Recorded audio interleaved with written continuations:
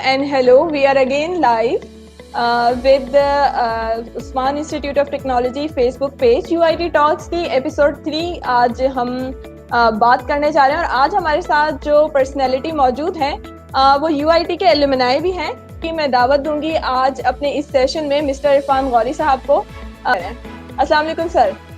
जी वालेकुम गौरी साहब का मैं इंट्रोडक्शन कर रहा हूँ, इससे बहुत अच्छा होगा कि सर अपने बारे में बताएं कि सर का एक तो सर ने आई थिंक 1999 के पास आउट हैं उस्मान इंस्टीट्यूट ऑफ टेक्नोलॉजी से, तो उसके बाद की तरह जर्नी मुझे बताएं कि सर आपने किस तरह से तमाम तर चीजें की और आज आप यहाँ पर मौजूद हैं।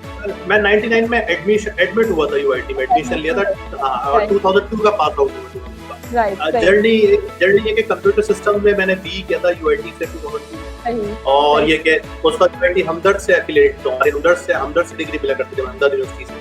तो मेरी स्कूलिंग भी हमदर्द की है, मेरा कॉलेज भी हमदर्द का है और मेरी ये यूनिवर्सिटी की जो डिग्री है वो भी हमदर्द की है। तो जर्नी इस हवाले से ये कि जैसे आपने पहले साहब को और फैकल्टी मेंबर्स का जब आपने सेशन लिया तो आमतौर पे लोग इंजीनियरिंग के बाद अपने मास्टर्स की तरफ परस्यू करते हैं, पीएचडी की तरफ परस्यू करते हैं, वो भी बड़े जबरदस्त ट्रैक है उसके स्टडीज के हवाले से। लेकिन ये कि मेरा थोड़ा इंटरेस्ट थोड़ा डिफरेंट ये रहा कि मैं vendor specific, vendor oriented, company specific technologies पे मैंने ज्यादा काम किया। मेरा इंटरेस्ट तरफ था, जिस तरह माइक्रोसॉफ्ट है तो माइक्रोसॉफ्ट है, सिस्को है, जूनिपर है, हुआवे है, फोर्टिनेट है, पालो अल्टो है और मेनी मोर। तो ये कि मेरा 18 year plus experience, industry experience है और मैं नेटवर्क कंसल्टेंट के तौर पे मैंने काम किया ज्यादातर कंपनीज का। तो पाकिस्तान में ये कि ज्यादातर जितने मेजर सर्विस प्रोवाइडर हैं, टेलीकॉम ऑपरेटर्स हैं, जितने बैंक्स हैं, नेशनल मेट्रोलॉजिकल कंपनीज हैं, इनमें नेटवर्क्स की जो डिप्लॉयमेंट है, इनकी जो कनेक्टिविटी है, इनके जो स्टाफ की ट्रेनिंग है, वो सारी अल्हम्दुलिल्लाह उसमें मेरा बड़ा मेजर रोल रहा है। सही। अच्छा, इस वक्त आप यूआईटी में हेड कर रहे हैं डिजिटल ट्रांसफॉर्मेशन एकेडमी को, तो थोड़ा सा ये बताएं कि डीटीए बेसिकली है क्या और इसमें क्या क्या चीजें शामिल हैं। तो ये जो मेरा डिपार्टमेंट है डिजिटल ट्रांसफॉर्मेशन एकेडमी, इसके बनने का पर्सपेक्टिव ये था कि जो लेटेस्ट टेक्नोलॉजीज हैं, जो वेंडर स्पेसिफिक चीजें भी हैं, उनको हम यूनिवर्सिटीज के करिकुलम के साथ इंटीग्रेट कर सकें या स्टूडेंट्स को एटलीस्ट ये बता सकें इनके अंडर ग्रेजुएट के प्रोग्राम के दौरान कि कौन कौन से बड़े वेंडर किस किस टेक्नोलॉजी में एक्सेल कर रहे हैं, ताकि ये उन टेक्नोलॉजीज को, उन वेंडर्स को अगर थोड़ा समझ के काम कर लें तो प्रॉब्ली इनके जॉब मार्केट में चांसेस ज्यादा बढ़ जाएं जब ये ग्रेजुएशन में फारिग हों। तो अगर इनके पास इंडस्ट्री स्पेसिफिक नॉलेज है, वेंडर स्पेसिफिक नॉलेज है, तो इनकी अपॉर्चुनिटीज जो है वो ज्यादा अवेलेबल हो जाए। कि कौन कौन सी सर्टिफिकेशन है जो कि आपके डिपार्टमेंट के अंडर आती हैं और कौन कौन सी चीजों पे अभी आप सर्टिफिकेशंस पे काम कर रहे हैं, कौन कौन सी मेन ऐसी चीजें हैं, वो मुझे थोड़ी सी बताएं। फिर एक और बड़ा अहम सवाल आ रहा है जो आपने कहा कि इंटरमीडिएट के बाद भी वो स्टूडेंट जो है वो इन सर्टिफिकेशंस की तरफ आ सकते हैं क्योंकि जॉब मार्केट को टच करती हैं और पढ़ाई के दौरान पे ये सर्टिफिकेशंस कितनी है, मोटिव पे भी मैं आपसे बात करना चाहूंगी। लेकिन पहले मुझे थोड़ा सा बताएं कि आपके डिपार्टमेंट के अंदर जो है वो कौन कौन से इस वक्त सर्टिफिकेशंस का सिलसिला जारी है। देखिए अल्हम्दुलिल्लाह ये बड़ा यूआईटी एक वाहिद यूनिवर्सिटी है पाकिस्तान में। मेरे डिपार्टमेंट में 11 हम लोग अब तक वेंडर्स को जो है अपने साथ एसोसिएट कर चुके हैं और पाकिस्तान में तो और यूनिवर्सिटी के साथ इतना बड़ा पोर्टफोलियो अवेलेबल नहीं है। लेकिन आप समझ सकते हैं कि 11 वेंडर्स के साथ अगर आपने कोलैबोरेट कर रखा है तो कितना बड़ा पूल ऑफ इन्फॉर्मेशन हम स्टूडेंट्स को प्रोवाइड करते हैं, यानी कि कितनी ज्यादा इन्फॉर्मेशन की अवेलेबिलिटी है जितने लोग सीखना चाहें। अच्छा, बिल्कुल डाइवर्सिफाई किस्म की चीजें हैं, यानी कि उसमें नेटवर्किंग की भी कंपनीज हैं टॉप ऑफ द लाइन, उसमें सिक्योरिटी की भी कंपनीज हैं टॉप ऑफ द लाइन, उसमें डेटाबेसेस की भी कंपनीज हैं टॉप ऑफ द लाइन, उसमें वर्चुअलाइजेशन की और क्लाउड की कंपनीज भी टॉप ऑफ द लाइन है।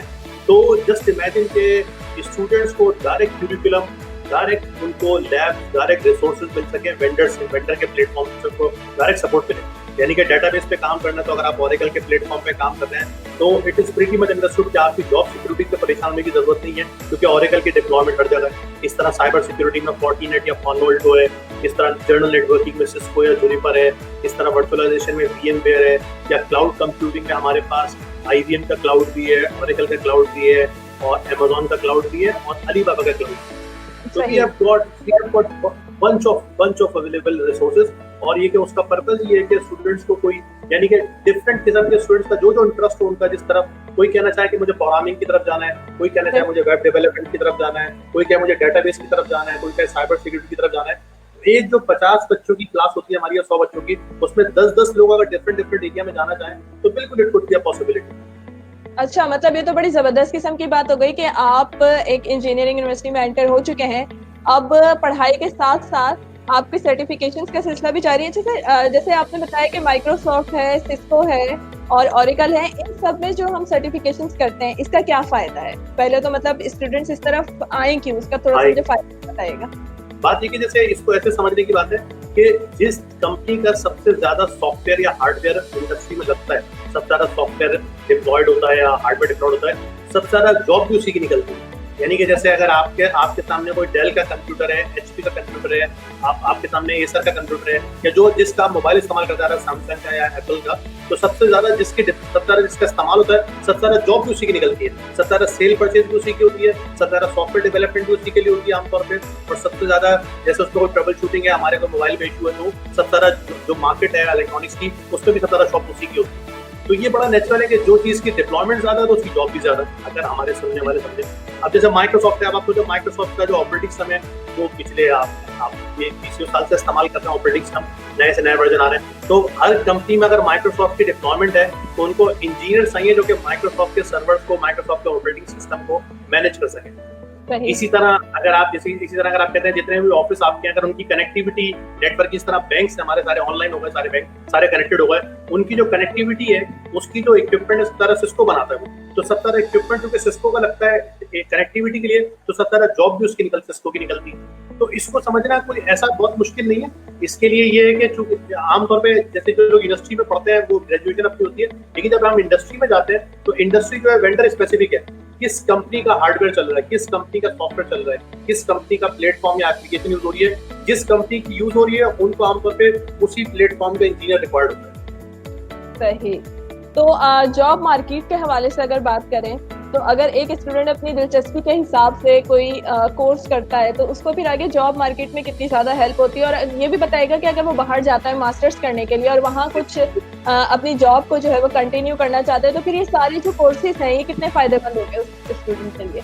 असल में ये अच्छी बात है कि ये जो हम सर्टिफिकेशंस करवाते हैं ये सारी इंटरनेशनल रिकॉग्निशन है, यानी कि ये कोई पाकिस्तान में तो कोई पाकिस्तान में कोई इदारा इसका सर्टिफिकेट नहीं दे रहा। इनफैक्ट जिस वेंडर की वो सर्टिफिकेशन है आप उसी का पढ़ेंगे, ऑनलाइन उसी का एग्जाम देंगे और वही आपको सर्टिफिकेट देंगे। जैसे माइक्रोसॉफ्ट की अगर सर्टिफिकेशन है तो आप माइक्रोसॉफ्ट सर्टिफाइड इंजीनियर का सर्टिफिकेट मिलेगा आपको, जो कि माइक्रोसॉफ्ट ने इशू किया है।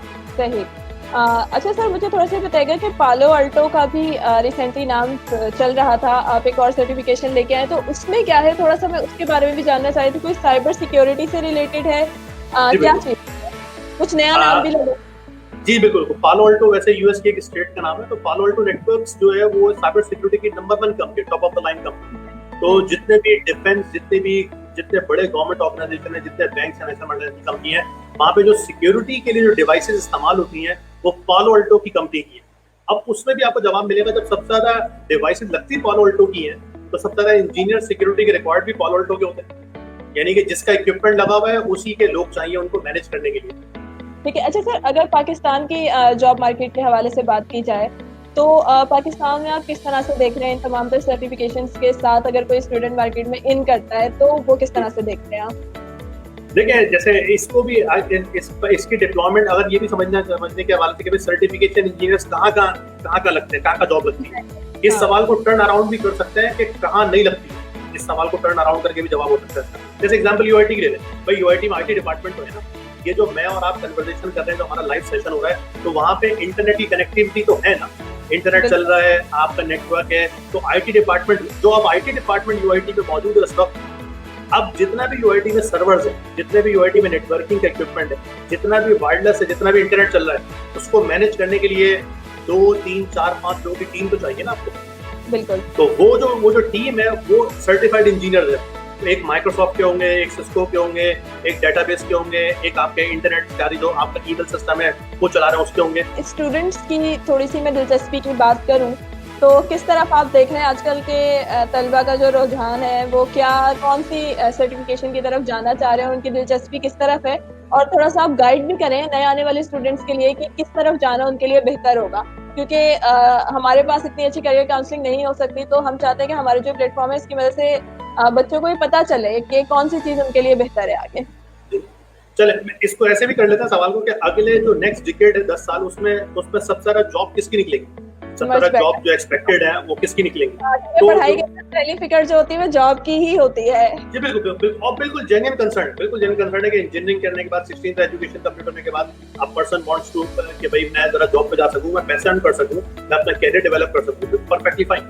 अच्छा, जो नेक्स्ट डिकेड है हमारा, उसमें जो नए अच्छा डायनामिक्स ऐसी चेंज हो रही है, जैसे डिजिटल ट्रांसफॉर्मेशन का जो वर्ड है, ऐसी जॉब मार्केट या ऐसे वर्ड सुनेंगे आप इंडस्ट्री में जो कि इससे पहले एग्जिस्ट नहीं करते थे। अब आप सुनेंगे डेटा साइंटिस्ट चाहिए, machine learning engineer, deep learning engineer, artificial engineer चाहिए, एआई बेस्ड इंजीनियर चाहिए, तो डेटा एनालिस्ट चाहिए। ऐसी जॉब मार्केट क्रिएट होती है, नई मार्केट के उसमें जो हमारी जो ट्रेडिशनल जो स्किल सेट है वो तो अपनी जगह है, लेकिन हमें नई चीजें आने भी जरूरी है, वरना उन जॉब का इतना फायदा नहीं ले सकेंगे। तो जो नेक्स्ट डिकेड है उसमें जो नंबर 1 जॉब की रिक्वायरमेंट है वो डेटा साइंटिस्ट है, उसमें मशीन लर्निंग, डीप लर्निंग और एआई इंजीनियर, उसमें डेटा एनालिस्ट है, उसमें साइबर सिक्योरिटी इंजीनियर्स की रिक्वायरमेंट है, उसमें क्लाउड सिक्योरिटी इंजीनियर्स की रिक्वायरमेंट है।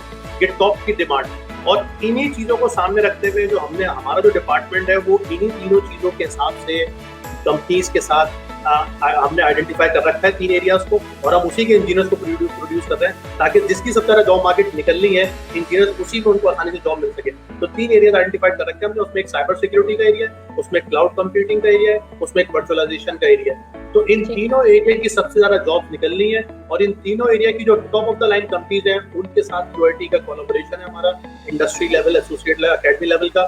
उनका सारा क्यूरिकुलम, उनके सारे सॉफ्टवेयर, उनके सारे प्लेटफॉर्म अवेलेबल है यूआईटी में। जो पढ़ना चाहे, जितना उससे एक्सेल करना चाहे, और उससे डेफिनेटली जॉब मार्केट में आसानी है, और अर्निंग भी ज्यादा है। इसमें टॉप ऑफ द लाइन जो बड़ी कंपनीज है उसमें पालो अल्टो और फोर्टिनेट, 2 बड़ी कंपनीज है जो कि इसमें बड़ा डील कर रही है, और हम अल्हम्दुलिल्लाह जो उनके पार्टनर हैं और हम उनके कोर्सेज भी करवा रहे हैं। तो ये फोर्टिनेट पालो अल्टो का पर्पस ही है कि हम डाटा की सिक्योरिटी में जरा स्ट्रॉन्ग हो सके और अपनी ऑर्गेनाइजेशन को अटैक वगैरह से बचा सके। ये आजकल के हिसाब से तो सर बड़ा एक अहम कोर्स हो जाएगा, सिक्योरिटी पे बहुत ज्यादा काम हो रहा है, और बहुत ज्यादा मेरे ख्याल में अहम हो गया। और इसमें जॉब मार्केट की अगर बात की जाए तो ये भी बहुत ज्यादा अब जो है इसकी डिमांड बढ़ चुकी है मेरे ख्याल में। बिल्कुल, जैसे आप गूगल पे अगर आप छोटा सा करेंगे कि शॉर्टेज ऑफ, इसमें तो बल्कि शॉर्टेज भी बहुत ज्यादा, तो अगले साल 2021 तक जो है 2.4 मिलियन जॉब शॉर्टेज, या 2022 तक 4 मिलियन, 40 लाख जॉब है इंटरनेशनली अगले 2 सालों में। तो देखें ना, अगर इस पर कोई स्टूडेंट अगर सेकंड ईयर में है और वो 3rd ईयर और 4th ईयर पढ़ रहा है, तो अगर वो 3rd ईयर 4th ईयर पढ़ते हुए सिक्योरिटी भी पढ़ ले तो उसकी तो 4 मिलियन जॉब का शॉर्टेज है, यानी कि वो तो जॉब है, यानी कि उसके लोग नहीं है इस वक्त। अगर ये बात मुझे और अगर हम और आप अपने आप को रख के सोचे, अगर हम इंजीनियरिंग स्टूडेंट होते हैं और हमें पता होता है कि इस चीज की जॉब बड़ी अच्छी है और इस पर पैसे बड़े अच्छे हैं, तो हम पूरी उस तरफ जरा थोड़ा अपना फोकस बिल्ड करें और जरा उसको पढ़ना शुरू करें। बाकी जो है एरियाज उनके बारे में मुझे थोड़ा सा बताइए। जी, उसमें से एक और एक लेते हैं, क्लाउड कंप्यूटिंग का लेते हैं, क्लाउड कंप्यूटिंग। अच्छा, अब क्लाउड पाकिस्तान का थोड़ा लग रहा मुझे नाम क्लाउड कंप्यूटिंग, जिस तरह साइबर सिक्योरिटी के बारे में लोगों को मालूमात है, तो क्लाउड कंप्यूटिंग हाँ, क्लाउड कंप्यूटिंग यहाँ के हिसाब से इसलिए नया है कि पाकिस्तान में अभी ये ट्रेंड आया नहीं, लेकिन बाहर यूएस में, यूके में, पूरी दुनिया में इंटरनेशनली सारे जो नेटवर्क है वो शिफ्ट हो रहा है क्लाउड की तरफ। क्लाउड का मतलब ये है कि असल में देखिए, आप ये भी बड़ा आप समझते हैं कि ऑपरेटिंग कॉस्ट कम करना चाहती है हर कंपनी, चाहती है उसके जो अखराजात हो रहे हैं, जैसे अब जो कोविड के बाद भी ये जितने भी आईटी पे अखराजात हो रहे हैं, अगर हम किसी बिजनेसमैन से ये कहें कि सर हम आपके अखराजात कम कर सकते हैं और आपकी जो नेटवर्क की कनेक्टिविटी और एप्लीकेशन आपके सॉफ्टवेयर हैं सारे जैसे चलते वैसे ही चलेंगे और आपके अखराजात हम हर साल कम करके दिखा सकते हैं, तो ये बात किसी बिजनेसमैन को, किसी को समझना है। क्लाउड कंप्यूटिंग ये कह रही है कि जितने भी आप एप्लीकेशन चलाते हैं, आपके पास जितने सर्वर आप खरीदते हैं, आप अपनी कंपनी में ना खरीदें, बल्कि आप किसी और का इंफ्रास्ट्रक्चर यूज कर लें, जैसे अमेज़न का इंफ्रास्ट्रक्चर है, या माइक्रोसॉफ्ट का अज़ूर का इंफ्रास्ट्रक्चर है, या अलीबाबा क्लाउड का इंफ्रास्ट्रक्चर है। यानी कि जितनी भी आपकी एप्लीकेशन, जितना भी आपका डाटा, जितना आप चीजें हैं, उसको जो पब्लिक लेवल जो आप चाहते हैं, जिसको ऐसा जो सिक्योर करना है वो तो आप प्राइवेट रख लें, लेकिन ऐसी इन्फॉर्मेशन जैसे आपकी वेबसाइट है या जर्नल इन्फॉर्मेशन आपकी वो आप पब्लिक पे रखना चाहें, तो उससे बेहतर कि आप उसको अपने पास रखते हैं, फिर उसके सिक्योरिटी के बारे में फिक्रमंद होते हैं, उसके लिए आईटी का स्टाफ हायर करते हैं, बल्कि उसको आप क्लाउड में शिफ्ट कर दें। क्लाउड का मतलब है किसी हमने अमेज़न को या किसी कंपनी के पास रखवा के तो, और उसकी सारी सिक्योरिटी की जिम्मेदारी अब उनकी है, और वो हमसे ऐसे चार्ज करेंगे जैसे पे एज यू गो की सर्विस है। जैसे हम कमोडिटीज वगैरह, जैसे हम बिजली यूज करते हैं या पानी जिस तरह यूज करते हैं, हम जितना पानी, जितनी गैस यूज करते हैं उतने पैसे दे रहे हैं। तो बिल्कुल क्लाउड कंप्यूटिंग में भी ऐसा है कि जितनी देर आपका सर्वर इस्तेमाल होगा उतने पैसे होंगे। अच्छा, जबरदस्त, ठीक है सर। साइबर सिक्योरिटी की बात हो गई है, क्लाउड की बात हो गई है, थर्ड वन क्या है हमारे? थर्ड वन आप लेते हैं मशीन लर्निंग और डीप लर्निंग और एआई के इंजीनियर्स को लेते हैं, जिनकी बड़ी डिमांड है इसका।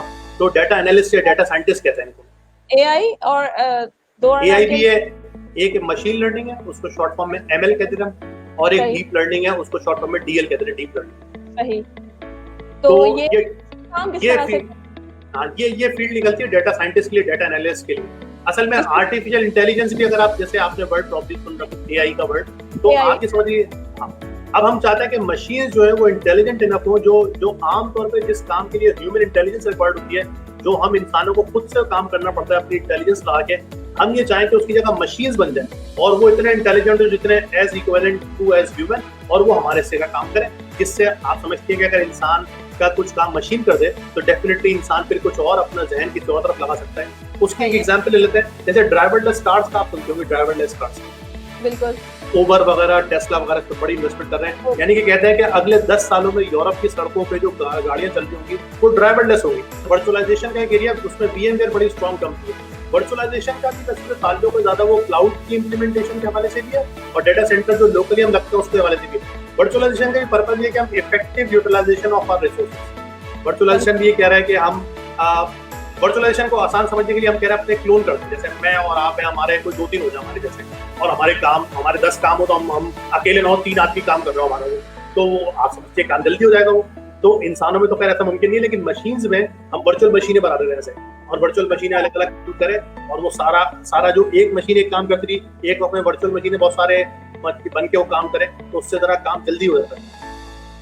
सही। तो इस पे किस किस्म का काम अभी जो है वो शुरू हो चुका है? इस पे जितने भी डेटा सेंटर और जितने भी डेटा सेंटर, जितने सर्वर्स होते हैं, उन सब में वर्चुअलाइजेशन की टेक्नोलॉजी यूज हो रही है। अच्छा। हमारे जो मोबाइल की एप्स है वो भी वर्चुअलाइजेशन की टेक्नोलॉजी यूज कर रही है। सही। और जो हमारे यहाँ बात हो रही है, जो हम कोर्सेज करवा रहे हैं, उसमें हम किस हद तक बच्चे सीख पाते हैं इस चीज को? हाँ, उसमें एक कंपनी है जो कि top of the line virtualisation के सोल्यूशन देती है, उसका नाम है VMware, वर्चुअलाइजेशन मैनेजमेंट सॉफ्टवेयर। वो कंपनी जो कि सॉफ्टवेयर डेवलप करती है, हम उसका ऑथराइज पार्टनर है। तो virtualisation right from the beginning, बिल्कुल शुरू से वर्चुअलाइजेशन को परसीव करना, समझना, उसके बेसिक्स कैसे अचीव हुआ, क्योंकि है बड़े सब ये इंटरेस्टिंग पढ़ने में कि ये इसको वैसे सोचे ना कि ये हुआ कैसे, ये अचीव कैसे हुआ। जैसे ड्राइवरलेस कार है, या जैसे हम कहते हैं ये एप्पल सीरी है या गूगल होम है, तो बना कैसे, ये हुआ कैसे, तो वो बड़ा इंटरेस्टिंग है समझने के लिए।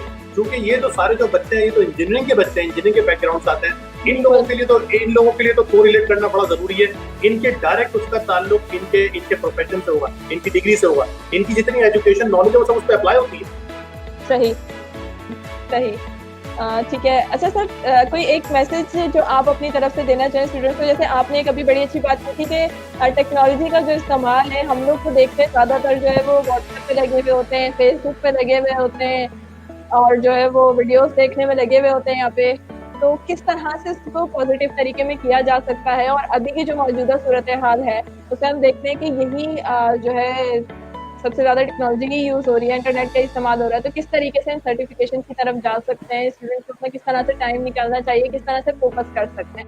सबसे अहम मसला जो आता है वो होता है फोकस का। तो देखते हैं कि जो हमारे स्टूडेंट्स हैं, कोई भी फोकस नहीं कर पा रहा होता है, अपनी जो कोर्स स्टडीज है उसमें नहीं कर पा रहे होते, तो सर्टिफिकेशन की तरफ तो बड़ा मुश्किल हो जाता है उनके लिए आना। तो किस तरह से आप बताएंगे कि फोकस का जो एक है कौन सा? देखिए, पढ़ाई करना, जैसे सच बात है कि पढ़ाई एक मुश्किल काम तो है, पढ़ाई करना एक डिफिकल्ट टास्क तो है, लेकिन वो फिर पे बैक भी करता है। यानी कि जिस चीज में इंसान ने मेहनत की होती है फिर उसका रिटर्न भी मिलता है। हमारे जो स्टूडेंट्स का मसला है वो एक अपना एक मोटिवेशन की बात की है। आप ये भी समझते हैं कि देखें, जो पाकिस्तानी स्टूडेंट अभी बाहर जाते हैं मास्टर्स करने, क्योंकि एक साल में 2 साल में डिग्री पूरी कर लेते हैं, या 4-5 साल में PhD पूरा कर लेते हैं, तो हमें कोई वैसी कोई अल्लाह का शुक्र है, हमें कोई वैसी कोई कमी नहीं है। बड़े इंटेलिजेंट हो, बड़े इंटेलेक्चुअल हो, बड़े सब कुछ जबरदस्त होते हैं, बस इनको डायरेक्शन की कमी है। इनको डायरेक्ट, मेरे जो आप 20 साल का एक्सपीरियंस पूछें, इनको वो नहीं मिलता सिरा कि जाना कैसे, निकलना कैसे, आगे कैसे बढ़ना है। इनको बस 2 कदम कोई इनको जरा हाथ पकड़ के चला दे, इनको उसमें नजर आना शुरू हो कि कैरियर है, इस पर पैसे हैं, तो फिर तो आप देखें कि लोग कैसे आगे नहीं बढ़ेंगे। अगर एक चीज की वैल्यू बना दें आप कि इसमें इस पर पैसे, इसमें 50,000 की सैलरी है, किसी आप स्टूडेंट को कह दें कि सर ये इंजीनियरिंग करके ये आप कर रहे हैं, इसमें 50,000 की जॉब कंफर्म है, तो अगर हम इसको बेचो करवाते हैं तो देखें फिर लोगों में कैसे इंटरेस्ट नहीं आता। तो एक तो मोटिवेट करना बड़ा जरूरी है, जो भी हालात है हमारे उसमें तो और इम्पोर्टेंट हो गया है कि जो बच्चे जो है टाइम ज़ाया नहीं करते। दूसरा एक बात ये भी है कि हमारे जो स्टूडेंट्स होते हैं, अब चूंकि हम तो इंजीनियरिंग यूनिवर्सिटी में बैठे हैं, तो हमारे स्टूडेंट्स को तो हम ये मार्जिन नहीं दे सकते कि वो जो प्लेटफॉर्म यूज कर रहे हैं, जितने भी आप ये सोशल मीडिया का, फेसबुक वगैरह, यूट्यूब वगैरह, लिंक्डइन वगैरह, इसको ऐसे कह रहे हैं कि सारे प्लेटफॉर्म कैसे बने, ये सारे प्लेटफॉर्म चल कैसे रहे हैं, इस पे इतनी एप्स कैसे चल रही हैं, इस पे इतना काम कैसे हो रहा है। डेवलपमेंट, हजारों डेवलपर तो इन्हीं ऐप पे काम करके पैसे कमा रहे हैं, तो भाई आप भी कमा लें। मतलब फेसबुक इस्तेमाल करने में कोई इतराज नहीं, लेकिन आप फेसबुक में कोई एप्लीकेशन बना लें, कोई गिटहब पे कोई कोड डाल दे अपना, कोई यूट्यूब में चैनल बनाए अच्छा, जिससे आप अपनी जो भी R&D कर रहे हैं, जो भी आप डेवलपमेंट कर रहे हैं, जो प्रोग्रामिंग कर रहे हैं, वो स्किल्स को जरा बाकी लोगों तक भी ट्रांसफॉर्म करें। कोई अपना प्रोजेक्ट बनाए फाइनल, उसको जरा डेमोस्ट्रेट करें।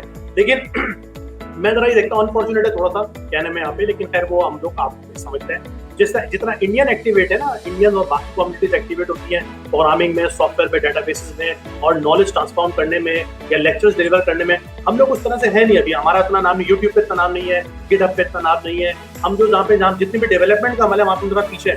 तो हमें चाहिए कि हम इस तरफ तवज्जो दें, प्रोग्रामिंग की तरफ, स्किल सेट इंप्रूव करने की तरफ और कैरियर बिल्डअप की तरफ। सही, यानी अभी हमें इन स्किल्स पे काम करने की बहुत ज़्यादा ज़रूरत है।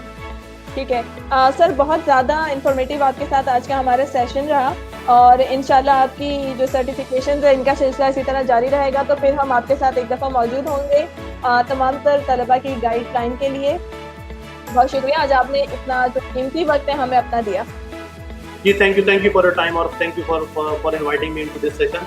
और होपफुली कि इससे मेरे तो बात है कि अगर इससे एक बच्चे का भी, अगर किसी एक को भी हमारी बात समझ के अगर उसका कैरियर शेप हो जाए, तो मैं समझूंगा कि ये हमने अपना टाइम जो है हमारा अच्छा गुजरा है। ठीक है, thank you so much sir. Thank you Sonia, thank you. UIT talk का जो सिलसिला है, UIT टॉक्स का, वो जारी रहेगा। आज एपिसोड 3 थी और सर इरफान गौरी हमारे साथ मौजूद थे। बहुत अच्छे इन्होंने सर्टिफिकेशंस के हवाले से बात की, तमाम तर एंगल्स को और तमाम तर जॉब मार्केट को टच करते हुए बात की। ये सिलसिला जारी रहेगा। अगले सेशन में हम फिर मौजूद होंगे UIT के किसी बहुत बड़े, बहुत जबरदस्त नाम के साथ। Keep watching, thank you so much, Allah Hafiz.